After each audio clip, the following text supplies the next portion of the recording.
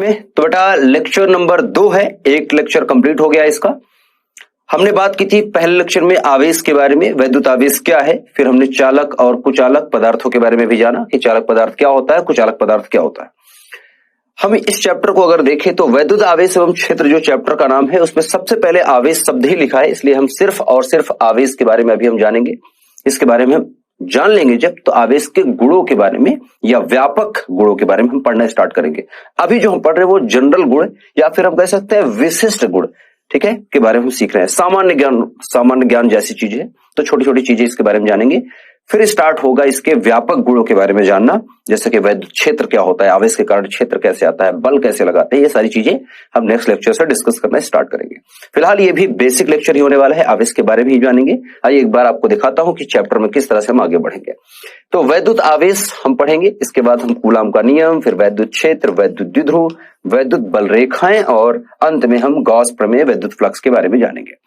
तो ये चैप्टर का फ्लो ऐसे ही होने वाला है, एक एक करके हम लेक्चर में आगे बढ़ते रहेंगे और सारी चीजों को देखते रहेंगे, सीखते रहेंगे। तो आइए देखते हैं वैद्युत आवेश को जानने के बाद बचा क्या है सीखने को। तो यहां पर वैद्युत आवेश के विशिष्ट गुण हम सीखने वाले हैं। वैद्युत आवेश को हमने पढ़ा, अब आवेश के विशिष्ट गुणों को हम अध्ययन करेंगे।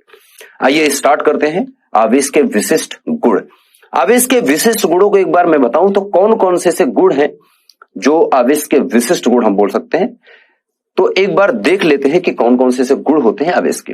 तो पहला होता है कि आवेश एक अदिश राशि है, ठीक है। ये एक छोटा सा गुण ही जरूर है लेकिन है, ठीक है, एक अदिश राशि है, इसमें ज्यादा कुछ है नहीं, बट एक मैं बता दूंगा आपको कि अदिश राशि है, सिर्फ बताने के लिए। दूसरा जो है वो आवेश सदैव द्रव्यमान के साथ संबद्ध होता है। इसको मैंने आपको कहा था कि लास्ट लेक्चर में मैंने आपको बोला था कि इस लेक्चर में आपको बताऊंगा। लेक्चर नंबर 1 में आपको बताया था कि द्रव्यमान के साथ आवेश का संबंध क्या है, ठीक है, ये आपको मैं इस लेक्चर में समझाने वाला हूं, तो यहां पर हम समझेंगे। अगला है आवेश का स्थानांतरण। एक वस्तु से दूसरे वस्तु पर आवेश किस तरह से स्थानांतरित होता है, किस रूप में स्थानांतरित होता है। और इसी स्थानांतरण से रिलेटेड है चौथा, जो कि है आवेश का क्वांटीकरण। ये शब्द थोड़ा सा इंग्लिश से रिलेटेड है, बट क्वांटीकरण का मतलब मैं आपको समझाऊंगा अभी आगे चल के। और लास्ट है आवेश का संरक्षण या आवेश संरक्षित है, ये भी हम आगे चल के समझने वाले हैं। तो ये 5 टॉपिक है, 5 में से पहला टॉपिक यहीं पर खत्म हो जाएगा, इसमें ज्यादा कुछ है नहीं। मैंने आपको आवेश के बारे में बता रखा है। आवेश को क्यू से निरूपित करते हैं। आवेश 2 तरीके के होते हैं, प्लस क्यू और माइनस क्यू से आप लिख सकते हैं। चाहो तो आप बड़े क्यू से लिखो, चाहो तो आप छोटे क्यू से निरूपित करो, एक ही बात है। इसका मात्रक आपको बता रखा है, मात्रक कूलाम होता है, ठीक है, मात्रक बता रखा है क्या होता है, कूलाम। अब जब बात करते हैं अदिश की, वैसे अदिश और सदिश के बारे में आपको काफी नॉलेज होगा क्योंकि आपने कक्षा 11वीं पढ़ी है। तो कक्षा 11वीं में एक चैप्टर होता ही है जिसमें अदिश और सदिश राशियों को पहले बताया जाता है। जब हम पढ़ना स्टार्ट करते हैं सरल रेखा में गति, पहला अध्याय अगर देखा जाए, एक तरीके से पहले अध्याय होता है भौतिक जगत, उसके बाद आता है मात्रक तथा मापन, फिर उसके बाद सरल रेखा में गति। तो जो सरल रेखा में गति चैप्टर है उसमें अदिश और सदिश राशियों के बारे में आपको भरपूर बताया जाता है कि वेग है, चाल है, त्वरण है, बल है, द्रव्यमान है, इस तरह की राशियों के बारे में आपको बताया जाता है और अदिश और सदिश के बारे में भी बताया जाता है। तो सिंपल सी अदिश और सदिश के बारे में अगर मैं आपको बताऊं तो अदिश का मतलब क्या है। अदिश सिंपल सी बात है जिसकी दिशा ना हो, जिसकी दिशा ना हो, जिसकी दिशा ना हो वो अदिश है। सदिश जिसकी दिशा हो, सदिश मतलब जिसकी दिशा हो, शाब्दिक अर्थ पे चलते हैं, ठीक है, जिसकी दिशा हो। तो अदिश और सदिश सिंपल से शब्दों में हम समझ रहे हैं कि अदिश का मतलब जिसकी दिशा नहीं होती, सिंपल सी बात। जैसे मैं कहूं कि मेरा जो द्रव्यमान है, ठीक है, अगर मैं कहूं कि वो 60 किलो है या 60 केजी है, तो इसमें मैं ये नहीं बता रहा कि मेरा द्रव्यमान जो है दाएं तरफ 60 है या बाएं तरफ 60 है या एक्स की डायरेक्शन में 60 किलोग्राम है या वाई की डायरेक्शन में 60 है या जेड की डायरेक्शन में है या माइनस जेड में है, माइनस एक्स में है, माइनस वाई में, ऐसा कुछ नहीं। या पूर्व की तरफ है या पश्चिम की तरफ है या उत्तर की तरफ है, नहीं। समय आप बताते हैं, समय बोलते हैं कि 5:02 हो रहे हैं। जब आप बोलते हैं कि 5:02 हो रहे हैं तो आप ये नहीं बताते 5:02 पूर्व की तरफ हो रहे हैं, 5:02 एक्स के डायरेक्शन में हो रहे हैं, ऐसा कुछ नहीं बोलते। सिर्फ आप क्या बोलते हैं, 5:02 हो रहे हैं, समय ऐसा बताते हैं, या 12 बज रहे हैं या रात को 2:04 है। तो जब आप बोलते हैं ये चीज तो उसमें समय जब आप बता रहे हैं तो उसमें आप दिशा नहीं बता रहे हैं, तो अदिश राशि हो गई। जब दिशा बताते हैं कि मैं बल लगाऊंगा जैसे किसी वस्तु पर, तो मैं लिखता हूं कि बल लगा रहा हूं 2 न्यूटन का बल लगाया एक्स की डायरेक्शन में या वाई की डायरेक्शन में या ऊपर की तरफ या नीचे की तरफ, ठीक है। या कोई एक बिंदु होगा कि पी मान लो कोई पी बिंदु है, पी बिंदु की तरफ, ठीक है, या पी बिंदु से दूर की तरफ, ऐसा ऐसा करके हम बल की डायरेक्शन को बताते हैं। लेकिन यहां पर डायरेक्शन जैसी चीज नहीं। जब हम कहते हैं कि कोई वस्तु है, कोई वस्तु पर अगर मैं कहूं कि इस वस्तु पर आवेश दे दिया, मान लो 5 कूलम धनात्मक आवेश इस वस्तु को दे दिया, ठीक है, 5 कूलम धनात्मक आवेश दिए, ये वस्तु क्या हो गई, आवेशित हो गई, वस्तु आवेशित हो गई। तो मैं अगर पूछूं इस आवेशित वस्तु पर कितना आवेश है, आपसे पूछूं कि क्यू का मान बताइए, तो आप देख के बताएंगे तो सिर्फ कहेंगे सर +5 कूलम आवेश है। क्या बताएंगे आप, सिर्फ कहेंगे इस वस्तु पर +5 कूलम का आवेश है। ये नहीं बताएंगे कि +5 कूलम का आवेश एक्स की डायरेक्शन में है कि वाई की डायरेक्शन में है कि जेड की डायरेक्शन में है ना, किधर भी नहीं बताएंगे, दिशा नहीं बताने की जरूरत है, सिर्फ बताएंगे इतना, सिंपल सी बात, काफी है, इनफ है, ठीक है। तो सिंपल सी बात है, ये अदिश राशि होती है। तो किस तरह से आवेश एक अदिश राशि है, आपको समझ में आ रहा होगा। अच्छा, आगे की जो टॉपिक्स हैं, ये चौथा टॉपिक की बात करें या तीसरे टॉपिक की बात करें, दूसरे टॉपिक की बात करें, 5वें टॉपिक की बात करें, तो ये सारे टॉपिक जो है इनको एक एक करके हम सीखेंगे। पहला टॉपिक को देखते हैं जो कि है आवेश द्रव्यमान के साथ संबद्ध होता है। ये हमने देख लिया, आवेश अदिश राशि है, जो कि जनरल सी बात थी, कॉमन सेंस था, हमने समझ लिया है। अब द्रव्यमान के साथ कैसे संबंधित है आवेश, इस चीज को समझना है। तो आइए स्टार्ट करते हैं, आवेश एक अदिश राशि है से लेकर के द्रव्यमान तक की बात। आवेश एक अदिश राशि है, मैंने आपको बता रखा है कि हम बोलते हैं जब बोलते हैं कि किसी वस्तु ए पर अगर मुझे आवेश बोलना है, किसी वस्तु पर ए पर अगर मुझे इस तरह से लिखा है +5 कूलम, तो मैं सिंपल से कहूंगा कि Q बराबर कितना है, धनात्मक का 5 कूलम, ठीक है। यहां पर अदिश राशि है, सिंपल सी बात। इसी तरह से कोई बी वस्तु है, इस पर दिया है -3 कूलम, तो मैं कहूंगा कि Q बराबर कितना दिया है बेटा, -3 कूलम आवेश। सिंपल से मैं कहूंगा बी वस्तु पर आवेश कितना है, -3 कूलम। दिशा नहीं बताऊंगा, अदिश नहीं, अदिश है ये, सदिश नहीं है ये, दिशा नहीं बताऊंगा। तो सिंपल सी बात, सिर्फ क्वांटिटी बता देंगे, सिर्फ परिमाण बताएंगे, सिर्फ मान बताएंगे आवेश का, और मात्रक बताएंगे, दिशा नहीं बताएंगे, ठीक है। तो सिंपल सी बात ये है, अदिश होगी।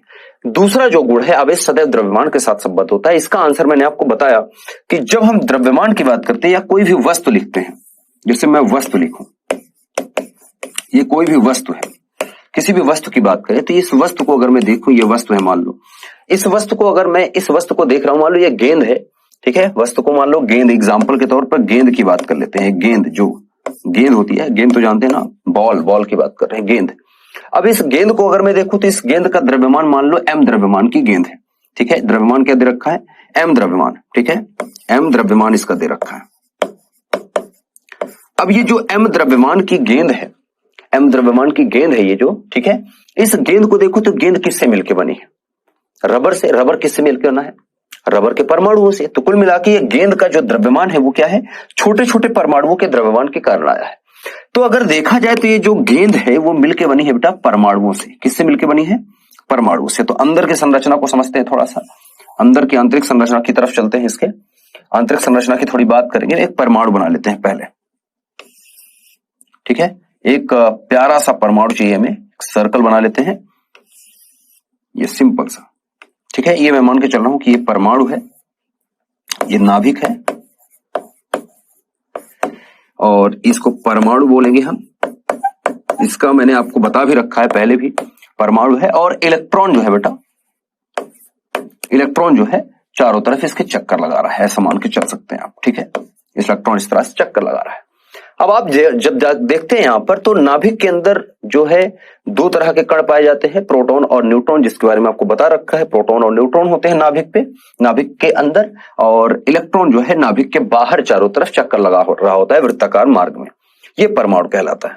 अब सभी वस्तुएं जो है, जिसका द्रव्यमान है, जिसका भार है, कुछ ना कुछ द्रव्यमान है, स्थान घेर रही है, ये किससे मिलकर बना है, परमाणु से। और परमाणु किससे मिलकर बना है बेटा, तो परमाणु में 3 तरह के कण मिलते हैं। परमाणु में मिलते हैं प्रोटॉन, इलेक्ट्रॉन और न्यूट्रॉन, ठीक है। 3 तरह के कण मिले आपको। इलेक्ट्रॉन मिलता है, जिसका मैंने आपको बता रखा है -1.6 × 10⁻⁻19 कूलम। फिर हम कहते हैं प्रोटॉन है, माइनस प्रोटॉन पर धनात्मक है, सॉरी, तो प्रोटॉन पर धनात्मक है, प्लस का 1.6 गुणे 10 की घात -19 कूलम। इसी प्रकार से न्यूट्रॉन जो हम लिखते हैं तो लिखते हैं 0 कूलम। 0 कूलम का मतलब उदासीन कण है ये क्या है बेटा? उदासीन कण है, उदासीन कण है ये। कौन? न्यूट्रॉन। न्यूट्रॉन क्या बेटा? उदासीन कण है। इलेक्ट्रॉन, प्रोटॉन और न्यूट्रॉन में से न्यूट्रॉन उदासीन कण है, ठीक है। ये ऋण आवेशित कण है। कैसा है? ऋण आवेशित कण है, ऋण आवेशित कण है। ये कैसा है बेटा? धन आवेशित कण है,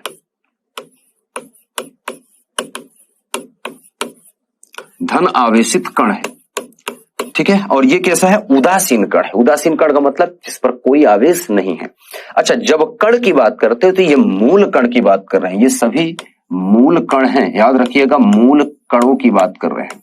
तो जो मूल कण है वो 3 मूल कण होते हैं जिनसे पूरा ब्रह्मांड बना हुआ है, एक तरह से हम बोल सकते हैं। जैसे सभी पदार्थ बने हुए हैं और उन पदार्थों को बनाने में इन मूल कणों का योगदान है। और ये मूल कण बनाते हैं परमाणु को। परमाणु से मिलकर के बहुत सारे परमाणु जब इकट्ठा हो जाते हैं तो अणु बनता है। 2 या 2 से अधिक परमाणु जब मिलते हैं तो अणु बनता है और अणुओं से मिलकर के पदार्थ या वस्तु बनती है। सिंपल सी बात है, चाहे हम हो, चाहे आप हो, चाहे सजीव हो, चाहे निर्जीव हो, सभी चीज परमाणु से मिलकर बनी। मतलब हर एक वस्तु का जो द्रव्यमान आता है वो कहां से आता है बेटा? वो कहां से आता है? वो कहां से आता है? इन कणों के कारण। कैसे? दिखाता हूं मैं।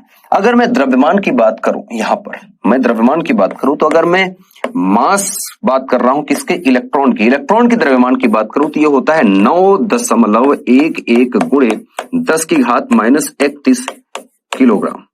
मतलब बहुत कम द्रव्यमान होता है, लेकिन होता है द्रव्यमान, ठीक है। जब बात करते हैं हम प्रोटॉन की, तो प्रोटॉन पर देखो तो प्रोटॉन पर आवेश तो सेम होता है, लेकिन द्रव्यमान जो होता है बेटा वो होता है 6.7 इंटू 10⁻⁻27 किलोग्राम, ठीक है। 6.7 इंटू 10⁻⁻27 किलोग्राम।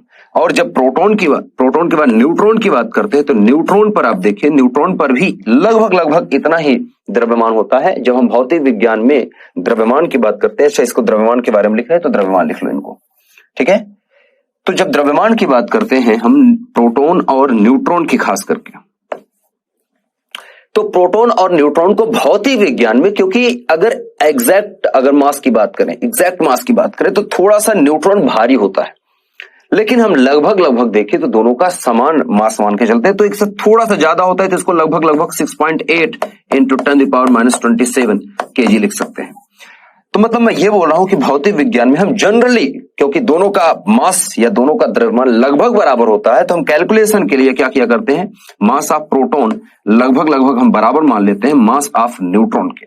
हम देख पा रहे हैं कि यहां पर उदासीन कण तो है, लेकिन उसके पास द्रव्यमान है। इस पे आवेश नहीं होता न्यूट्रॉन पर, लेकिन द्रव्यमान होता है। तो एक चीज हमें पता चल गई है कि जो कण है उदासीन भले हो, ठीक है, द्रव्यमान तो है उसका, ठीक है, लेकिन इसको 2 तरीके से हम समझ सकते हैं। जैसे लिखा है ना कि द्रव्यमान के साथ संबंध होता है। अब सोचिए, कल्पना करिए कि किसी वस्तु का द्रव्यमान ही नहीं है, तो उस पर मास कहां से आएगा? द्रव्यमान अगर होगा तो परमाणु आएगा, मतलब परमाणु की वजह से द्रव्यमान आ रहा है, परमाणु से मिलकर वस्तु बनी होगी, और परमाणु से मिलकर बना है, इसका मतलब उसके अंदर ये कण मौजूद है। कण मौजूद है तो इसका मतलब आवेश उसके पास है। लेकिन अगर मैं पदार्थ की बात कर रहा हूं, याद रखिएगा, हम द्रव्यमान की जब बात करते हैं तो पदार्थ की बात या वस्तुओं की बात कर रहे हैं, ठीक है, हम कण की बात नहीं कर रहे। यहां पर हम जब कण को देखते हैं तो आप कहेंगे सर न्यूट्रॉन का तो कण है, न्यूट्रॉन कण का द्रव्यमान तो है, लेकिन उसका आवेश नहीं है। ये तो गलत हो गया। नहीं बेटा, ये गलत नहीं है, हम वस्तुओं के लिए बोल रहे हैं, ठीक है। हम कणों पर आवेश तो देख रहे हैं, ये मूलभूत कण है, इन पर आवेश, इस पर आवेश नहीं है, इन पर आवेश है।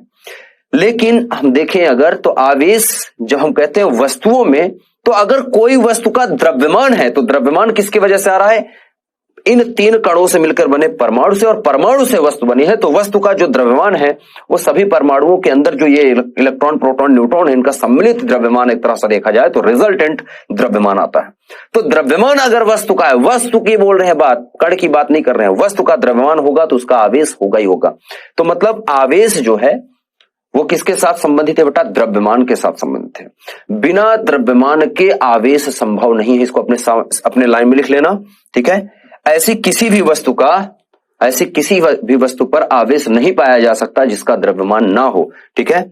लेकिन इसका उल्टा सत्य है, इसका उल्टा ऐसा सत्य नहीं होगा कि किसी ऐसा संभव नहीं होगा किसी वस्तु का अगर द्रव्यमान हो तो ये जरूरी नहीं है कि उसका आवेश उस पर दिखे ही। जैसे कण पर देखेंगे तो कण पर आवेश नहीं है लेकिन द्रव्यमान है, तो ये उल्टा हो जाएगा फिर। लेकिन ये ऐसा सत्य नहीं है, द्रव्यमान के साथ आवेश आता है, आवेश के साथ द्रव्यमान नहीं आता, ये याद रखिएगा।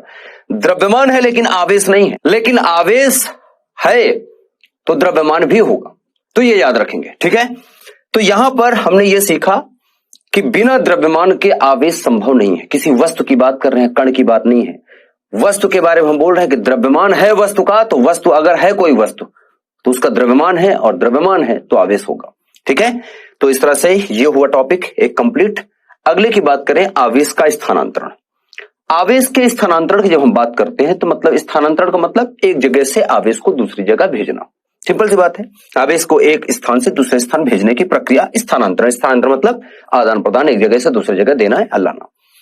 तो अब हम एक वस्तु का एग्जाम्पल लेंगे, इसको एग्जाम्पल के थ्रू हम समझेंगे। दो वस्तु ले लेते हैं, लेट्स से कि ए वस्तु ये है और ये वस्तु बी है, ठीक है। ये दोनों वस्तुएं उदासीन है। प्रारंभ में दोनों वस्तुएं उदासीन थी। देखो प्रारंभ में मैं लिख दे रहा हूं, पहला पॉइंट यहां लिख दे रहा हूं, प्रारंभ में ए एवं बी दोनों उदासीन हैं, ठीक है। प्रारंभ में ए और बी दोनों उदासीन हैं, लेकिन अब उदासीन का मतलब क्या है वो आपको बता रखा है। उदासीन का मतलब क्या बेटा?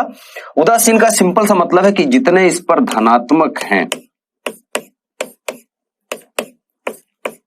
ठीक है, और इस पर भी धनात्मक ले लेते हैं,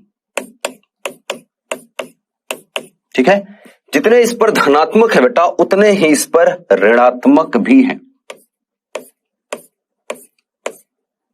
ठीक है। तो धनात्मक और ऋणात्मक की संख्या बराबर है। जब हम बोलते हैं धनात्मक या ऋणात्मक बराबर है, इसका मतलब वस्तु उदासीन है। उदासीन का मतलब हमने आपको बता रखा है, उदासीन का मतलब है प्लस बराबर हो ऋण के, ठीक है। प्लस और माइनस दोनों आवेश बराबर है। उदासीन का मतलब है कि परिणामी आवेश की अगर बात करें हम, रिजल्टेंट आवेश जिसको हम बोलते हैं, तो कुल आवेश अगर देखा जाए तो 0 है, उदासीन है पहले। अब यहां पर मैं बोल रहा हूं कि वस्तु है, और वस्तु है तो इसका मतलब परमाणु से मिलकर बना है। अब ध्यान से सुनना मेरी बात। जब हम परमाणु की बात करते हैं बेटा, जब हम परमाणु की बात करते हैं तो मैंने कहा नाभिक के चारों तरफ इलेक्ट्रॉन घूमते हैं। ध्यान से सुनिएगा मेरी बात, नाभिक के चारों तरफ इलेक्ट्रॉन घूमते हैं। तो इलेक्ट्रॉन जब घूमते हैं और नाभिक के अंदर देखो तो प्रोटॉन और न्यूट्रॉन उपस्थित हैं। यहां पर नाभिक बहुत छोटा होता है, ठीक है। अगर परमाणु के आकार की बात करें तो इसका आकार होता है 10⁻⁻10 मीटर, जो कि 1 एंगस्ट्रॉम के बराबर होता है। लेकिन अगर मैं नाभिक के आकार की बात करूं तो 10⁻15 मीटर, 1 फर्मी, 1 फेम्टोमीटर जिसको बोलते हैं, इतने बराबर होता है। तो ये बहुत छोटा आकार है और ये थोड़ा सा इससे बड़ा आकार है, ठीक है। अब प्रोटॉन और न्यूट्रॉन को तोड़ करके, मतलब नाभिक को तोड़ करके प्रोटॉन को मुक्त करवाना बहुत बड़ा काम है, असंभव वाली बात हो जाएगी। ये लैब वगैरह में किया जा सकता है, बहुत बड़ी बड़ी लैब चाहिए इसके लिए, संभव नहीं है ये कर पाना। लेकिन इलेक्ट्रॉन को उसके नाभिक के चारों तरफ जो इलेक्ट्रॉन घूम रहे हैं, नाभिक से अलग कर पाना या परमाणु से एक इलेक्ट्रॉन को निकाल पाना या इलेक्ट्रॉन को जोड़ पाना इजी होता है। जैसे नाभिक के चारों तरफ बहुत सारे इलेक्ट्रॉन घूम रहे हैं, उसमें से एक इलेक्ट्रॉन को निकाल लो और एक इलेक्ट्रॉन को जोड़ दो। जैसे एक इलेक्ट्रॉन को निकाल लेते हैं तो कहते हैं परमाणु आयनीकृत हो गया, मतलब आयनीकृत मतलब आयोनाइज्ड हो गया। कहते हैं ना कि बंध बना लिया, जैसे कहते हैं कार्बन कार्बन का बंध। आप केमिस्ट्री पढ़ते हैं तो उसमें देखते हैं बंध बन गया। कैसे इलेक्ट्रॉन, एक इलेक्ट्रॉन की इस पे कमी थी, एक इलेक्ट्रॉन की इस पे कमी थी, दोनों ने साझा कर लिया, सह संयोजन बंध बना लिया। तो इलेक्ट्रॉन का आदान प्रदान संभव है और इलेक्ट्रॉन स्थायी अवस्था में रह सकता है, मुक्त अवस्था में पाया जा सकता है। लेकिन प्रोटॉन और न्यूट्रॉन क्योंकि अंदर पाए जाते हैं नाभिक के, तो प्रोटॉन को मुक्त करवा करके एक वस्तु से दूसरे वस्तु पर ले जा पाना असंभव वाली बात है। तो संभव क्या है? संभव है इलेक्ट्रॉन को एक वस्तु से निकाल कर दूसरे वस्तु पे रख सकते हैं या दूसरे वस्तु से निकाल के पहली वस्तु पे रख सकते हैं। तो इलेक्ट्रॉन के रूप में आदान प्रदान संभव है आवेश का। और इलेक्ट्रॉन पर आवेश कितना होता है आप जानते हैं, इलेक्ट्रॉन पर आवेश कितना होता है, ठीक है। अब यहां पर मैं बोल रहा हूं कि अगर मुझे स्थानांतरण करना है, आदान प्रदान करना है आवेश का, ठीक है, एक वस्तु से दूसरे वस्तु पर, तो क्या करना पड़ेगा? मैं अगर यहां पर देखूं तो मैं अगर यहां से इस ए वस्तु से एक इलेक्ट्रॉन को निकाल के इस पर रख दूं, इसको एक इलेक्ट्रॉन का मतलब क्या हो रहा है? देखिए ध्यान से देखना बेटा, एक इलेक्ट्रॉन का मतलब है कि 1.6 गुणे 10 की घात -19 कूलाम का ऋणात्मक आवेश मैंने इस वस्तु से निकाला, इस पर डाल दिया। अगर देखो तो इस पर क्या है? एक इलेक्ट्रॉन की कमी होगी इस पर, और इस पर क्या होगी बेटा? एक इलेक्ट्रॉन की अधिकता हो जाएगी। ध्यान से देखिए, इस पर हुआ एक इलेक्ट्रॉन की कमी, इस पर हुआ एक इलेक्ट्रॉन की अधिकता। मैंने क्विज में क्वेश्चन दिया था लास्ट वाले लेक्चर में, तो आपको यही क्वेश्चन का आंसर था, ठीक है। इलेक्ट्रॉन के रूप में ही क्यों कर सकते हैं, इसका आंसर आपको पता चल रहा होगा कि प्रोटॉन मुक्त अवस्था में नहीं पाया जाता, नाभिक के अंदर होता है, और नाभिक के अंदर से प्रोटॉन को मुक्त करवा पाना एड़ी चोटी के जोर लगाने के बराबर है, नहीं संभव है, ठीक है। तो इसलिए प्रोटॉन को एक जगह से दूसरी जगह नहीं भेज सकते हम। प्रोटॉन फ्री में पाया ही नहीं जाता, फ्री अवस्था में नहीं रह सकता, मुक्त अवस्था में सिर्फ इलेक्ट्रॉन पाया जा सकता है, क्योंकि ये परमाणु के बाहरी कक्षक में चल रहे होते हैं इलेक्ट्रॉन, और इनको निकाल सकते हैं आराम से, या इलेक्ट्रॉन को जोड़ भी सकते हैं परमाणु में, एक परमाणु से निकाल के दूसरे परमाणु को दे सकते हैं। तो जब मैंने यहां से एक इलेक्ट्रॉन को उठा के इस पर दिया, तो यहां पर एक इलेक्ट्रॉन की अधिकता मतलब यहां पर कमी हो गई। कमी मतलब अगर ऋण को निकाल लो तो उसकी जगह पर क्या बचा बेटा? अगर एक इलेक्ट्रॉन, पहले देखो क्या था, जितना धनात्मक उतना ऋणात्मक, आवेशों की संख्या बराबर थी, आवेश की मात्रा बराबर थी, यहां पर भी आवेश की मात्रा बराबर थी। प्रारंभ में वस्तुएं ए और बी क्या है? उदासीन है। लेकिन अब जब निकाल लिया गया तो इस पर एक इलेक्ट्रॉन की कमी मतलब क्या हो गया? कमी मतलब यहां पर पॉजिटिव ज्यादा हो गया। इसका मतलब इस पर एक इलेक्ट्रॉन के बराबर, इस वस्तु पर एक इलेक्ट्रॉन के बराबर धन आवेश आ गया, ठीक है। इस पे आएगा एक इलेक्ट्रॉन के बराबर धन आवेश, क्योंकि कमी हो गई। कितना आवेश निकला? आवेश निकल गया प्लस 1.6 गुणे 10 की घात -19 कूलाम। देख सकते हैं आप, धन आवेश इस पर आएगा। कितना आएगा इस पर आवेश? एक इलेक्ट्रॉन निकलेगा, तो एक इलेक्ट्रॉन निकलने का मतलब कि एक इलेक्ट्रॉन की कमी का मतलब प्लस का 1.6, क्योंकि इलेक्ट्रॉन का आवेश कितना है? -1.6 गुणे 10 घात -19 कूलाम। तो अगर इसको निकाल देंगे तो इतनी कमी आएगी ना। एक थैले में 100 रुपया है, एक के सिक्के हैं। अगर एक थैले से निकालकर मैं 1 रुपया निकाल के इसमें रख दूं तो इसमें कितना कमी आई? 1 रुपए की कमी आएगी ना। और 1 रुपए का मात्रा कितना है? 100 पैसे, मतलब 100 पैसे की कमी, मतलब 1 रुपए का मूल्य कितना है? 100 पैसे। वैसे ही एक इलेक्ट्रॉन का मूल्य कितना है? 1.6 गुणे 10 घात -19 कूलाम। कमी है, कमी मतलब पॉजिटिव हो जाएगा। अभी ऋणात्मक था, निकल गया ऋणात्मक, तो पॉजिटिव आ गया, ठीक है। और इसको दिया तो इस पर क्या होगी बेटा? इस पर क्या आएगा बेटा? इस पर क्या आएगा? इस पर ध्यान से देखिए, इस पर आएगा एक इलेक्ट्रॉन के बराबर, ठीक है, ऋण आवेश। क्या आएगा बेटा? ऋण आवेश, ठीक है। तो इस पर ऋण आवेश आएगा एक इलेक्ट्रॉन के बराबर, जो कि है माइनस का आएगा 1.6 गुणे 10 की घात -19 कूलाम। तो मैं देख पा रहा हूं यहां पर आवेश को जब स्थानांतरित कर रहे हैं तो किसके रूप में कर रहे हैं बेटा? इलेक्ट्रॉन के रूप में। क्यों? क्योंकि इलेक्ट्रॉन ही ऐसा कण है जो कि स्वतंत्र अवस्था में पाया जा सकता है, और इसको ही हम स्थानांतरित कर सकते हैं। तो अब मैंने देखा कि मैंने सिर्फ इलेक्ट्रॉन को उठा के इस पर रखा, यहां पर इलेक्ट्रॉन की कमी हुई, तो जहां पर जिस वस्तु पर इलेक्ट्रॉन की कमी होगी, या ऋण आयनों की कमी होगी या ऋण आवेशों की कमी होगी, वहां पर धन आवेश आएगा, वो वस्तु धनात्मक हो जाएगी। और जिस पर इलेक्ट्रॉन को ले जाके रख देंगे उस पर हो जाएगी ऋणात्मक आवेश की अधिकता, वो बन जाएगी ऋणात्मक आवेशित वस्तु, ठीक है। तो ये ऋण आवेशित वस्तु हो गई, ये धन आवेशित वस्तु हुई। पहले क्या थी? दोनों उदासीन थी। एक इलेक्ट्रॉन निकालने पर इतने कूलाम आवेश जाया करता है, इसी तरीके से बहुत सारे हम इलेक्ट्रॉन निकाल दें। अगर 2 इलेक्ट्रॉन निकाल दूंगा तो 2 इलेक्ट्रॉन के बराबर इस पर धनावेश आएगा और इस पर ऋण आवेश आएगा।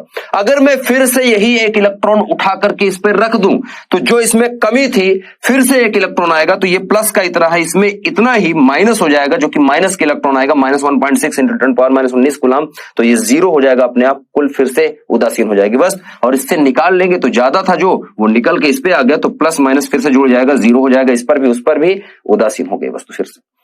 तो देखा जाए तो इलेक्ट्रॉनों के रूप में आवेश को क्या कर रहे हैं बेटा, हम आवेश को हम क्या कर रहे हैं, स्थानांतरित कर रहे हैं। ठीक है, ये समझिएगा। आगे चलते हैं थोड़ा सा। ये हो गया इलेक्ट्रॉन आवेश का स्थानांतरण किस रूप में कर सकते हैं। तो आवेश को अगर देखो तो वस्तु को किस तरह से आवेशित किया जा सकता है, इलेक्ट्रॉन को आदान प्रदान करके एक वस्तु से दूसरे वस्तु पे ले जाके। किसी वस्तु पर हम इलेक्ट्रॉन को लाके रखेंगे तो वो ऋणात्मक होगी, जहां से निकालेंगे वो धनात्मक होगी। तो ऋण आवेश की कमी ही धन आवेश है, ये याद रखिएगा। ऋण आवेश की कमी ही, ठीक है, ऋण आवेश की कमी, आवेश की कमी ही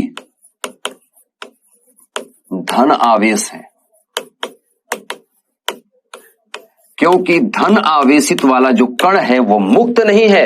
हम प्रोटॉन को यहां से वहां नहीं कर सकते, ठीक है, मैं प्रोटॉन को यहां से वहां नहीं कर सकता, ठीक है, इलेक्ट्रॉन के रूप में। जहां पर ऋण आवेश की कमी होगी, ठीक है, वहां पर धन आवेशित हो जाएगा, और जहां पर अधिकता होगी वो ऋण आवेशित बन जाएगी। बस सिंपल सी बात है इलेक्ट्रॉनों के रूप में। तो ऋण आवेश की कमी ही धन आवेश है, ये याद रखिएगा। धन आवेश कुछ और नहीं है। जब भी धन आवेश बोला जाएगा इसका मतलब आपको समझ जाना है कि जहां पर कहीं पर अगर बोला जाएगा, मैं कहूंगा ए वस्तु पर धन आवेश है या ए धनात्मक आवेशित वस्तु है, तो इसका मतलब इस पर इलेक्ट्रॉन की कमी हो गई है। इस पर से एक इलेक्ट्रॉन चला गया है, और चला गया किस पर, उस पे, ठीक है, तो एक ऋणात्मक आवेश इस पर बढ़ गया है, सिंपल सी बात है, ठीक है, इस पर एक कमी होगी, उस पर बढ़ गया। तो इस तरह से हम इसको समझते हैं।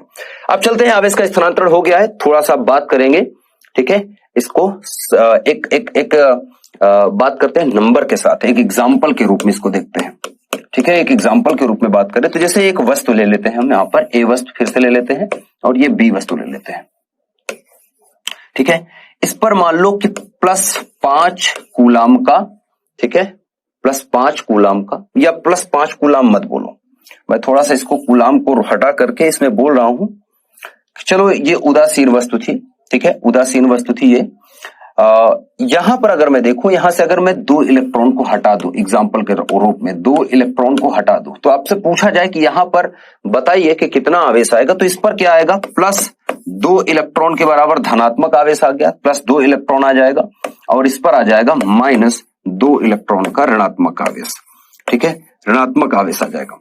लेकिन अब यहां पर देखो तो 2 इलेक्ट्रॉन के बराबर धनात्मक आवेश, इस पर ऋणात्मक आवेश आप निकाल सकते हैं, क्या आ जाएगा, आवेश लिख सकते हैं Q बराबर, छोटा Q भी लिख सकते हैं, बड़ा Q भी, छोटा Q बराबर लिखेंगे तो +2 गुणे इलेक्ट्रॉन का आवेश, लेकिन धनात्मक 1.6 गुणे 10⁻⁻19, ठीक है, और ये आएगा कूलाम में। यहां पर देखेंगे तो क्या आएगा बेटा, Q बराबर आएगा ऋणात्मक का 2 गुणे, ठीक है, 1.6 गुणे 10⁻⁻19, ठीक है, और आएगा कूलाम में। तो सिंपल सी बात है, एक पर कमी हो रही है, एक पर अधिकता हो रही है, और कितना हो रहा है, कैसे हो रहा है, आप देख सकते हैं।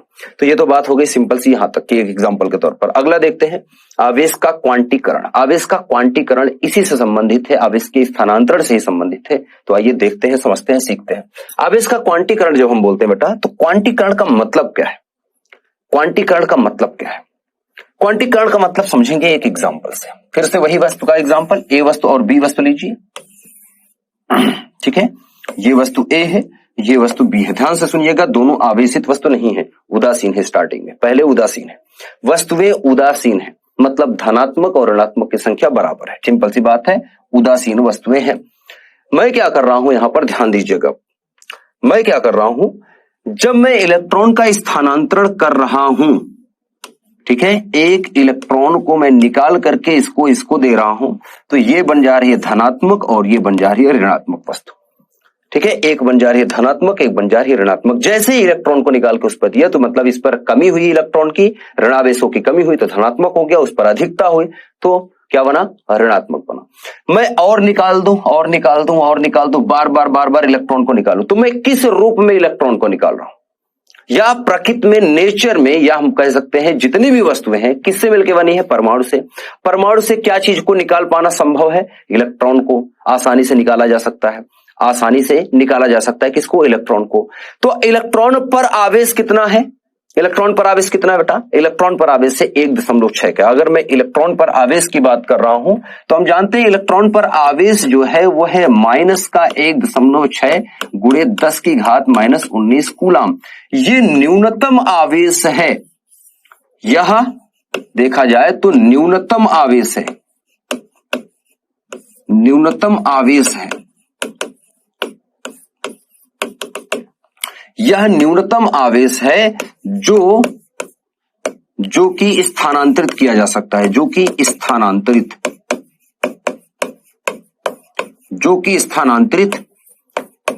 किया जा सकता है। क्यों? ऐसा क्यों है? क्योंकि इलेक्ट्रॉन से कम आवेश वाला कोई कण ही नहीं है। तो किसी वस्तु पर कम से कम कितना आवेश हो सकता है? तो कम से कम 1 इलेक्ट्रॉन के बराबर धनात्मक या 1 इलेक्ट्रॉन के बराबर ऋणात्मक आवेश हो सकता है। अब 1 इलेक्ट्रॉन का जो आवेश है वो तो फिक्स है ना, वो तो फिक्स है हमें कि -1.6 गुणे 10 घाते -19 कूलाम होगा। उससे कम का कुछ है ही नहीं। मतलब मैं इससे कम आवेश स्थानांतरित कर ही नहीं सकता, क्योंकि इलेक्ट्रॉन के रूप में ही स्थानांतरण संभव है।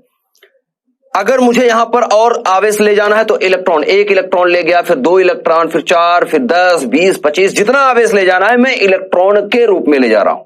तो सबसे न्यूनतम आवेश जो प्रकृति में पाया जाता है या जो किसी भी वस्तु पर संभव है वो 1 इलेक्ट्रॉन के बराबर आवेश ही है, जो कि है 1.6 गुणे 10 घाते -19 कूलाम। ठीक है, 1.6 गुणे 10 घाते -19 कूलाम से कम आवेश किसी वस्तु पर नहीं हो सकता। ये सबसे कम आवेश है जो प्रकृति में पाया जा सकता है, क्योंकि ऐसा कोई कण ही नहीं होता, ऋणात्मक या धनात्मक में भी ऐसा कोई कण नहीं होता जिसके पास इससे भी कम आवेश हो और जिसको हम आसानी से स्थानांतरित कर सकें। तो जब पाया ही नहीं जाता तो हम स्थानांतरित कैसे करेंगे? और हम कह रहे हैं कि इलेक्ट्रॉन के रूप में ही स्थानांतरण संभव है, इसके अलावा संभव ही नहीं है। हम हो सकता है कि 10 इलेक्ट्रॉन को साथ निकाल दें, 500 इलेक्ट्रॉन को, 1 खरब इलेक्ट्रॉन को एक साथ निकाल दें, इस वस्तु से निकाल के इस पर रख दें, वो संभव है। लेकिन किसको निकाल रहे हैं? इलेक्ट्रॉन को। तो इलेक्ट्रॉन को निकालेंगे तो न्यूनतम आवेश क्या है? यही है। सबसे कम आवेश कितना निकाल सकते हैं? 1 इलेक्ट्रॉन को। आधा इलेक्ट्रॉन तो निकालेंगे नहीं ना, आधा इलेक्ट्रॉन तो होता ही नहीं। इलेक्ट्रॉन है तो है, नहीं तो नहीं है। तो इलेक्ट्रॉन को निकालेंगे तो 1 इलेक्ट्रॉन को निकालने से 1 इलेक्ट्रॉन के बराबर धनात्मक आएगा, तो 1 इलेक्ट्रॉन के बराबर ऋणात्मक आएगा। तो जो न्यूनतम आवेश संभव हो सकता है प्रकृति में, यह न्यूनतम आवेश है जो कि स्थानांतरित किया जा सकता है। तो प्रकृति का जो न्यूनतम आवेश है या प्रकृति में पाया जाने वाला जो न्यूनतम आवेश है जो संभव है स्थानांतरण के लिए, वो क्या है? इलेक्ट्रॉन के रूप में। अब सुनिएगा इसको, अगर मैं 2 निकाल दूं, ठीक है, यहां पर इसको देखो, जिस तरह से मैंने 1 निकाला इसी तरीके से मैं 2 निकाल सकता हूं। यहां पर 2 निकाल सकता हूं, 3 निकाल सकता हूं, 4 निकाल सकता हूं, 5 निकाल सकता हूं, 6 निकाल सकता हूं। ठीक है, अगर मैं चलो एक एग्जांपल लेते हैं। ठीक है, एक एग्जांपल लेते हैं कि पहले बार में मैंने मान लो चलो 5 इलेक्ट्रॉन निकाल दिए, तो इस पर क्या आया बेटा? +5 इलेक्ट्रॉन के बराबर धनात्मक आवेश, इस पर आया -5 इलेक्ट्रॉन के बराबर ऋणात्मक आवेश। चलो मैं 5 नहीं 15 निकाल दिया, तो ये क्या हो जाएगा? 15 हो जाएगा। ये भी क्या हो जाएगा? 15 हो जाएगा। चलो मैं इसको 150 कर देता हूं, तो ये भी 150 हो जाएगा, ये भी 150 हो जाएगा। तो इलेक्ट्रॉन के रूप में निकाल रहे हैं। तो अगर मैं n इलेक्ट्रॉन निकाल दूं, माना कि n इलेक्ट्रॉन निकाल रहे हैं, ध्यान से सुनिएगा, माना मैं यहां पर लिख देता हूं इसको, माना वस्तु A से वस्तु B पर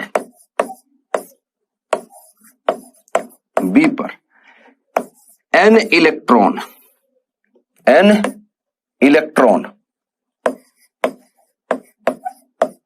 अभी क्वांटीकरण का शब्द का अर्थ में समझाता हूं।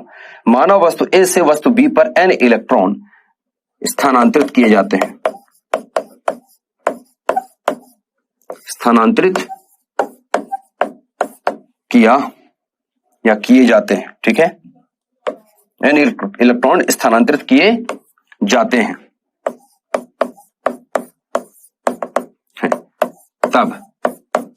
तब क्या होगा? वस्तु ए पर क्या होगा, प्लस Ne का आवेश होगा, तब या इसको मैं अगले पेज पे लिख दूं, ठीक है, ये मैं आपको दिखाऊंगा कि यहां पर लिखा क्या है। ये मैं छोटा सा एक पार्ट है, इसको आप देख लीजिएगा, इसको मैं नेक्स्ट स्लाइड में दिखा रहा हूं आपको, या यहीं पर लिख देते हैं, ठीक है, यहीं पर लिख देते हैं, ठीक है। यहां पर मैं बोल रहा हूं मानव वस्तु ए से वस्तु बी पर n इलेक्ट्रॉन स्थानांतरित किए जाते हैं, तब क्या आएगा, तब मैं बोल सकता हूं, तब वस्तु ए पर आवेश Q बराबर प्लस का Ne होगा, तथा वस्तु B पर आवेश Q बराबर माइनस Ne होगा। ये बात सही है कि नहीं? अब आप यहां पर थोड़ा सा गौर करेंगे तो हम जो आवेश निकाल रहे हैं वो किसके रूप में निकाल रहे हैं बेटा, वो इलेक्ट्रॉन के रूप में। और संख्या कैसे गिन रहे हैं, 1 electron, 2 electron, 3 electron, 4 electron, 10 electron, 1000 electron, lakh electron, ऐसे ही कर रहे हैं। तो संख्या बस बदलती जा रही है लेकिन इलेक्ट्रॉन सेम है। अब एक चीज यहां पर बोलना थोड़ा सा चेंज करने वाले हैं। इलेक्ट्रॉन जो हम बार बार बोल रहे हैं, इलेक्ट्रॉन जो हम बार बोल, ये एक एग्जाम्पल था बेटा, इस एग्जाम्पल को मैं हटा देता हूं, एक एग्जाम्पल था समझने के लिए, 150 यहां पर हटा देते हैं। इस चित्र को थोड़ा सा मैं फिर से बना देता हूं, थोड़ा नीचे कर देता हूं चित्र को, ठीक है। ये ए वस्तु है हमारी और ये बी वस्तु है। यहां से यहां पर हम क्या कर रहे हैं बेटा, इलेक्ट्रॉन को निकाल रहे हैं। सिंपल सा ऐसा लिख देता हूं, नंबर नहीं लिख रहा, आपको सिर्फ इतना पता चले कि इलेक्ट्रॉन को यहां से यहां तक स्थानांतरित किया जा रहा है। अच्छा, यहां पर मैं आपको बताया कि इलेक्ट्रॉन पर इतना है। अब मैं कह रहा हूं कि इलेक्ट्रॉन को जब हम निकाल रहे हैं तो गिनती बढ़ती चली जा रही है लेकिन इलेक्ट्रॉन हट नहीं रहा है, ठीक है। तो इसको थोड़ा सा अब एक और आसान शब्द में आपको लिख के दिखाता हूं। एक बार मैं इसकी परिभाषा दिखा देता हूं आपको, इसको थोड़ा सा मैं इसको हटा रहा हूं। ये न्यूनतम आवेश जो कि स्थानांतरित किया जा सकता है, इसको मैं लिख दूंगा फिर से, तो आप इसको नोट कर लिया तो अच्छी बात है, नहीं नोट किए कोई दिक्कत नहीं, मैं फिर से लिख रहा हूं। एक बार इसकी परिभाषा देखते हैं। तो विद्युत आवेश का क्वांटीकरण क्या है, एक बार देख लीजिए, इसके बाद अब आपको ये समझ में आ जाएगा, जो मैंने आपको समझाया है ये समझ में आ जाएगा। क्वांटीकरण वह गुण है जिसमें सभी मुक्त आवेश परिमाण में आवेश की मूल इकाई, ध्यान से सुनिएगा, यहां पर एक शब्द है मूल इकाई, जिसे ई द्वारा दर्शाया जाता है कि पूर्ण गुणज हैं। यहां पर अब देखिए, ध्यान दीजिए, मैंने यहां पर जो आपको दिखाया है यहां पर कि आवेश का क्वांटीकरण वह गुण है जिसमें क्या बोला जा रहा है बेटा, जिसमें मुक्त आवेश जो कि मुक्त आवेश क्या है बेटा, इलेक्ट्रॉन, एक तरह से मुक्त आवेश जो कि इलेक्ट्रॉन परिमाण में आवेश की मूल इकाई मैंने क्या बताई आपको कि न्यूनतम आवेश कितना स्थानांतरित किया जा रहा है, माइनस का 1.6 गुणे 10 की घात -19। अब मूल इकाई का मतलब क्या है, इसको ई से निरूपित करते हैं। देखो यहां पर ध्यान दीजिए, ई के ऊपर माइनस या प्लस नहीं लिखा है, इसको समझते हैं कैसे। मैंने आपको कहा कि एक वस्तु से दूसरे वस्तु ए से बी पर अगर वस्तु पर आवेश ले जा रहे हैं तो इलेक्ट्रॉन के रूप में ले जा रहे हैं, ध्यान से सुनिएगा, इलेक्ट्रॉन पर। लेकिन अगर मैं देखूं तो यहां पर धनात्मक का 1.6 गुणे 10 की घात -19 कूलम आ रहा है, इस पर कितना आएगा बेटा, ऋणात्मक का 1.6 गुणे 10 की घात -19 कूलम आ रहा है, ठीक है। अब 2 ले जाएंगे तो 2 का गुणा हो जाएगा इस पर और इसमें भी, 3 ले जाएंगे तो 3 का गुणा इसमें हो जाएगा, इसमें भी, ठीक है। 3 की इलेक्ट्रॉन की इसमें कमी होगी तो 3 का गुणा हो जाएगा, 3 बार ले गए हैं, 3 बार जोड़ लो इसको, इसी चीज को। तो कुल मिला के देखो तो संख्या अगर सिर्फ मैं देखूं, मैं अगर चिन्ह को हटा दूं तो दोनों पर आवेश का मान सेम है। परिमाण की अगर मैं बात करूं तो दोनों पर परिमाण सेम है। तो ये जो परिमाण लिखा है 1.6 गुणे 10 की घात -19, 1.6 गुणे 10 के -19, इसी को ई बोलते हैं। ये है मूल इकाई। मिनिमम आवेश का मान कितना है, 1.6 गुणे 10 घात -19 कूलम। इलेक्ट्रॉन का आवेश जब लिखेंगे तो ऋणात्मक 1.6 ऋण रहेगा इलेक्ट्रॉन का आवेश में, लेकिन सिर्फ अगर परिमाण की बात करें तो वो ई से निरूपित करते हैं, जो कि इलेक्ट्रॉन का परिमाण है, सिर्फ इलेक्ट्रॉन के ऊपर ऋण चिन्ह लगा देंगे, इसके ऊपर ऋण चिन्ह लगा देंगे तो इलेक्ट्रॉन बन जाएगा। ये इलेक्ट्रॉन है और इसको बोलते हैं ई जो है ये क्या है, मूल इकाई। क्या है बेटा, मूल इकाई आवेश। आवेश, और इसका चिन्ह नहीं है, सिर्फ और सिर्फ परिमाण है, मान है। तो किसी वस्तु पर कितना आवेश का कमी हो सकती है, कमी हो रही है, कमी का मतलब प्लस, अधिकता हो रही है तो ऋण। लेकिन मान की बात करें तो दोनों पर मान बराबर आएगा, चिन्ह अलग अलग आएगा, मान बराबर आएगा। तो इसीलिए अगर n इलेक्ट्रॉन को निकाल दें, ठीक है, तो इस पर प्लस का Ne आवेश आ जाएगा और इस पर ऋणात्मक का Ne। दोनों पर अगर मैं देखूं तो दोनों पर Ne लिखा है, बस इसमें धनात्मक है, उस पर ऋणात्मक। तो आवेश का क्वांटमीकरण यही कहता है कि जो आवेश है वो मूल इकाई के रूप में ही स्थानांतरित किए जा सकते हैं। एक वस्तु से दूसरे वस्तु पर इकाई आवेश के रूप में ही हम आवेश को स्थानांतरित कर सकते हैं। और पूर्ण गुणज मतलब कि एक निकालेंगे तो एक, दो निकालेंगे तो दो, तीन निकालेंगे तो तीन। तो गुणा ही तो हो रहा है, चल रहा है ना, गुणज है ना इलेक्ट्रॉन का। देखो, एक निकाले तो एक ई, दो निकाले तो दो ई, तीन निकाले तो तीन ई, चार निकाले तो चार ई, 100 निकालेंगे 100 ई, 1000 निकालेंगे 1000 ई। तो ये जो संख्या है ये क्या है, नंबर्स जो है ये इसके गुणज में क्या है, ई है। हर बार ई बोल रहे हैं ना हम, ठीक है। दो अगर मैं दो अगर निकाल रहा हूं तो क्या लिख रहा हूं, 2e, ठीक है, 2e। 10 अगर निकाल दिए तो क्या लिख रहे हैं, 10e, ठीक है। 50 अगर निकाल दिए तो क्या लिख रहे हैं, 50e। कितना आवेश आएगा, 50e के बराबर। 1000 निकालूंगा तो क्या लिखूंगा, 1000e, ठीक है, 1000e। तो हम हर बार देख रहे हैं। तो इसी तरह से अगर n निकाल दें तो क्या आएगा, Ne। तो आवेश का क्वांटमीकरण, अब सुनना, आवेश का क्वांटमीकरण कहता है कि जो Q है, वैद्युत आवेश का क्वांटमीकरण Q बराबर कहता है, होता है बेटा Ne के। Q बराबर Ne, अर्थात n जो है यहां पर अगर ध्यान दे तो n जो है वो संख्या है, सिर्फ 1 2 3 4 डैश डैश डैश डैश अनंत तक, ठीक है। n यहां पर संख्या है अनंत तक, अर्थात जो आवेश है वो स्थानांतरित सिर्फ किया जा सकता है, या जो पाया जा सकता है वो ई के रूप में पाया जाता है। अब वो डिपेंड करता है आप पर कि कितने ई निकल चुके हैं। एक ई निकला है तो एक ही आ जाएगा, n की वैल्यू एक हो जाएगी। दो निकालेंगे तो दो लिख देंगे, तीन निकालेंगे तो तीन, चार निकालेंगे तो चार। तो Q बराबर Ne। अब कमी आएगी तो प्लस लिखेंगे, बढ़ेगी तो ऋण लिखेंगे। तो प्लस माइनस का आप ध्यान रखेंगे, ठीक है। तो इस तरीके से ये था आवेश का क्वांटमीकरण। क्वांटमीकरण का मतलब है कि आवेश एक इकाई के रूप में पाया जाता है। अपने आप में आवेश अलग अलग हैं। हर आवेश का जो मान है, इकाई आवेश का जो मान है वो अपने आप में अलग है, ठीक है, जो कि कितना है, 1.6 × 10⁻19 कूलम के बराबर। तो ई का मान यहां पर आप देख सकते हैं, ई का मान आप जानते हैं। ई क्या है बेटा, यहां पर ई का मान सिर्फ और सिर्फ 1.6 × 10⁻19 कूलम है। ना तो प्लस लिखेंगे तो ना तो माइनस, ठीक है, ना तो यहां पर प्लस है ना तो माइनस। ई का मतलब सिर्फ इतना है। इलेक्ट्रॉन का मतलब है अलग, ई का मतलब अलग है, ठीक है। ई के ऊपर से माइनस का चिन्ह हटा देंगे तो ये इकाई आवेश है, ठीक है। तो इस तरह से पूर्ण गुणज के रूप में पाया जाता है। सिंपल सी बात है, कंफ्यूज मत होना। अब छोटा सा एक बचा है, आवेश संरक्षित है। ये बहुत ही सिंपल सी चीज है। आवेश संरक्षित का मतलब कि आवेश को आप ना तो बना सकते हैं ना तो नष्ट कर सकते हैं। सिंपल सी बात है, इसको देख लेते हैं एक बार। क्या लिखा है कि किसी विलगित मतलब ऐसा निकाय जो किसी चीज में टच नहीं है, अपने आप में अलग है। विलगित का मतलब बेटा जो अपने आप में अलग है, टच नहीं है किसी चीज से, किसी चीज को छू नहीं रहा है, ठीक है, टच है, अलग है, एकदम अलग, ठीक है। जैसे एक वस्तु लेते हैं, ये एक वस्तु है, ये विलगित निकाय। निकाय मतलब सिस्टम। निकाय का मतलब क्या होता है बेटा, सिस्टम। निकाय का मतलब क्या होता है, निकाय का मतलब होता है सिस्टम, ठीक है। तो कोई एक सिस्टम है, कोई एक सिस्टम मतलब कोई एक वस्तु मान लेते हैं। तो ये अपने आप में एक वस्तु है और ये किसी चीज से टच नहीं है, आसपास इसका कुछ नहीं है, कहीं से टच नहीं है, मतलब कहीं और से आवेश ना तो आ सकते हैं ना तो जा रहे हैं। तो अगर इस पर जितने आवेश हैं, अगर इस पर Q आवेश है तो ये आवेश इतना ही रहेगा। मान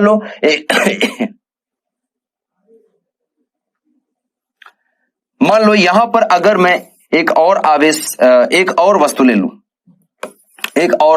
चलो इस पर मैं आपको एग्जांपल के तौर पर दिखाता हूं। यहां पर मान लो 5 कूलम का आवेश था, यहां पर मान लो यहां पर 4 कूलम का आवेश था, लेकिन यहां पर ऋणात्मक आवेश या मान लो धनात्मक आवेश ही था, ठीक है। अब यहां पर देखिए, इन दोनों को मैं कह रहा हूं ये एक निकाय बना रहे हैं, ये एक सिस्टम, ये दोनों वस्तुओं को एक साथ में कहूं ये निकाय है, ठीक है। निकाय मतलब ये और किसी से संपर्क में नहीं है, ठीक है, ऐसे दोनों ही है बस, और तीसरा कोई नहीं है। अब मैं क्या कर रहा हूं, हमारे पास कुल आवेश देखो कितने हैं, कुल आवेश कितने हैं, कुल आवेश क्यू की बात करें, निकाय का कुल आवेश क्यू बराबर देखो तो 5 + 4 + 5 + 4 बराबर कितना है, +9 कूलाम का, +9 कूलाम का कुल आवेश है। अब अगर मैं इस पर से इस पर अगर 2 कूलाम आवेश निकाल कर इसको इस पर दे दूं तो इस पर कितना बचेगा, इस पर बचेगा 3 कूलाम, और इस पर कितना हो जाएगा बेटा 6 कूलाम, +6 कूलाम। लेकिन अभी भी मैं अगर जोड़ूंगा तो 6 और 3 कितने होंगे, 9 कूलाम। मतलब आवेश को यहां से यहां भेज दो या यहां से यहां भेज दो, ठीक है, जो आवेश है निकाय का वो वही है, ना तो आप नष्ट कर सकते हैं ना तो बना सकते हैं।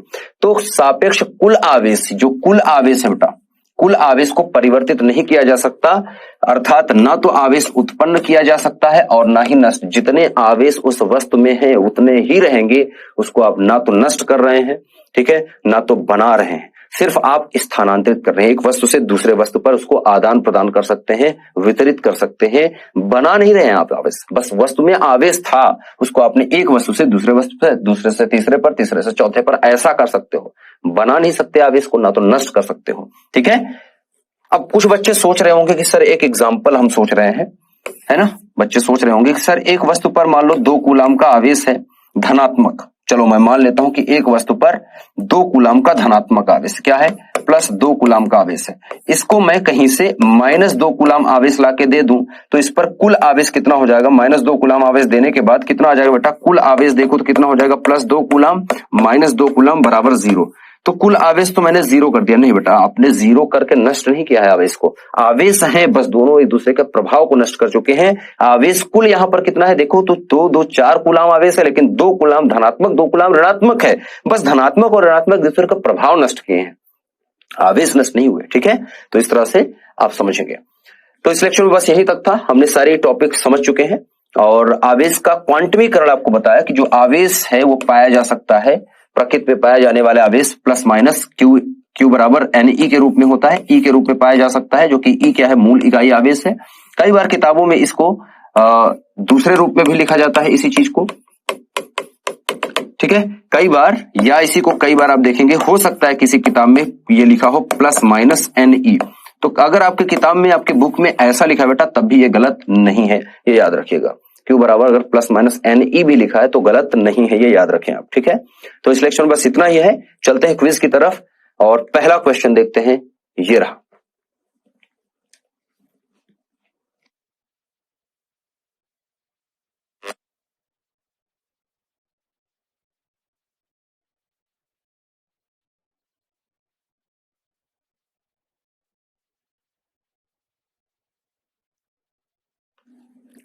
हो गया बच्चे,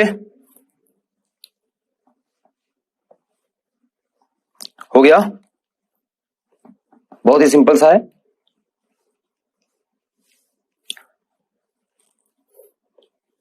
जल्दी करिए जल्दी करिए।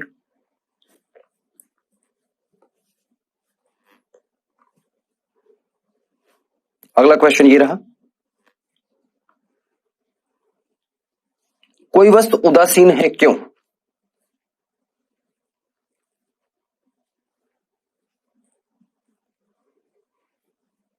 जल्दी से।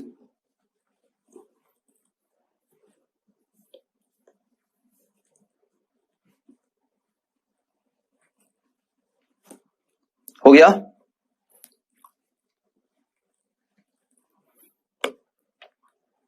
आइए दोनों का आंसर देख लेते हैं फटाफट से। पहले क्वेश्चन को देखते हैं, संबंध Q बराबर Ne में n का मान नहीं हो सकता। क्या नहीं हो सकता बेटा? अब n बराबर देखो Q बराबर Ne जब हम लिखते हैं तो हमने कहा कि n का मान क्या है, 1 2 3 4 डैश डैश डैश डैश, ठीक है, अनंत तक। मतलब 5 हो सकता है, 5.5 नहीं हो सकता। तो मतलब दशमलव वाली संख्या नहीं हो सकती, क्योंकि इलेक्ट्रॉन को काट करके आधा नहीं ले जा सकते ना आप। 1 निकाल सकते हैं इलेक्ट्रॉन, 2 निकाल सकते हैं, 3 निकाल सकते हैं, 4। हम आपसे कहें कि आधा इलेक्ट्रॉन निकाल करके दिखाइए तो नहीं संभव है ना बेटा, आधा इलेक्ट्रॉन जैसी चीज होती नहीं। तो इसलिए डी नंबर इसका करेक्ट है, यही संभव नहीं है, ठीक है। 47 इलेक्ट्रॉन निकाले जा सकते हैं, 1000 इलेक्ट्रॉन निकाले जा सकते हैं, 10,000 इलेक्ट्रॉन निकाले जा सकते हैं, 3 इलेक्ट्रॉन निकाला जा सकता है, लेकिन 5.5 इलेक्ट्रॉन एक वस्तु से नहीं निकाल सकते आप, ठीक है। चलिए, तो डी नंबर इसका करेक्ट है। अगले में है कि वस्तु उदासीन होती है, इसका रीजन क्या है, कारण क्या है? तो सिंपल सी बात है कि धन आवेश जो है प्लस क्यू अगर बराबर हो जाए माइनस क्यू के, तो इसका मतलब वस्तु क्या है, उदासीन है। तो सिंपल सी बात, धनात्मक आवेश ऋणात्मक आवेश के बराबर होता है। तो सी नंबर इसका करेक्ट आंसर है। ठीक है, ये सारे गलत है। ठीक है, सी नंबर इसका करेक्ट आंसर है। तो यहां पर हमने दोनों क्वेश्चन कर लिए हैं। जल्द ही मिलेंगे आपसे नेक्स्ट लेक्चर में। इस लेक्चर में हमने आवेश के जो विशिष्ट गुण है वो हमने सीख लिए हैं। नेक्स्ट लेक्चर में हम कूलाम के नियम को पढ़ना स्टार्ट कर लेंगे। ठीक है, तो कूलाम का नियम और थोड़ा सा एक टॉपिक बचा है छोटा सा, आवेशन की विधियां। तो ये छोटी सी टॉपिक है, इसको देखेंगे और फिर कूलाम का नियम पढ़ेंगे। तो मिलते हैं, तब तक के लिए